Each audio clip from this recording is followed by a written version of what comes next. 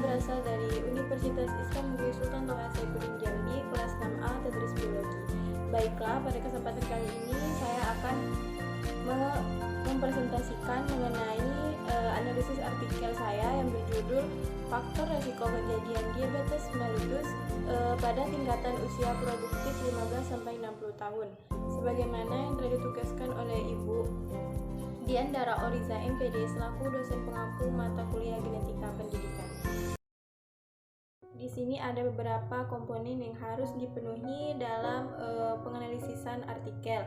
Yang pertama yaitu pendahuluan. Di dalam pendahuluan ini ada penulis. Penulisnya yaitu Anissa Maulidal dan juga kawan-kawan. Terus judul dari artikel ini adalah Faktor Risiko Kejadian Diabetes Mellitus pada tingkatan usia 15-60 tahun. Artikel ini diterbitkan pada tanggal 20 April 2023. Jurnal tempat artikel dimuat yaitu Gema Wiralodra. Yang kedua ada isi. Isi ini mencakup 5W plus 1H. Yang pertama ada apa kelainan genetik yang dibahas. Di dalam artikel ini membahas mengenai diabetes mellitus. Penyakit diabetes mellitus ini merupakan penyakit degeneratif yang disebabkan oleh adanya perubahan fungsi organ dan gangguan pelepasan hormon. Selain itu, jenis penyakit ini mengalami peningkatan setiap tahunnya. Pada tahun 2015, di Indonesia berdiri pada posisi ke-7 dengan jumlah penderita sebanyak 10 juta jiwa. Jumlah penderita DM ini diperkirakan akan meningkat pada tahun 2040 dan akan menyerang pada generasi lebih muda atau produktif.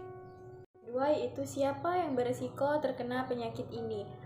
Diabetes ini merupakan salah satu penyakit yang dapat diturunkan kepada keturunan setelahnya, sehingga besar kemungkinan individu dengan riwayat orang penderita diabetes akan dapat terserang penyakit diabetes pada beberapa tahun ke depannya, sehingga genetik atau riwayat keturunan merupakan faktor risiko yang berkaitan dengan riwayat keturunan keluarga. Yaitu kapan seseorang dapat terkena penyakit ini. Diabetes mellitus ini banyak terjadi di kalangan lansia, namun ada juga pemicu terjadinya di kalangan remaja atau anak usia produktif 15-60 tahun. Yang keempat, kenapa seseorang terkena penyakit ini? Ada beberapa faktor yang besar resikonya mendorong terjadinya penyakit diabetes ini, terutama pada yang berusia produktif. Hal ini didasarkan dengan bagaimana kebiasaan yang dilakukan oleh seseorang itu sendiri, dan ada juga faktor-faktor yang mempengaruhinya seperti genetik, obesitas, stres, aktivitas fisik, dan juga kebiasaan makan fast food dan konsumsi manisan yang berlebihan. Dan yang terakhir itu kebiasaan merokok. Faktor-faktor yang demikian dapat meningkatkan jumlah kadar gula dalam darah dan juga menyebabkan masalah kesehatan lainnya. Yang kelima, di mana penyakit ini terjadi? Diabetes ini terjadi pada organ pankreas. Yang terakhir yaitu bagaimana pengobatan dari penyakit diabetes ini dan antisipasi yang bisa kita lakukan.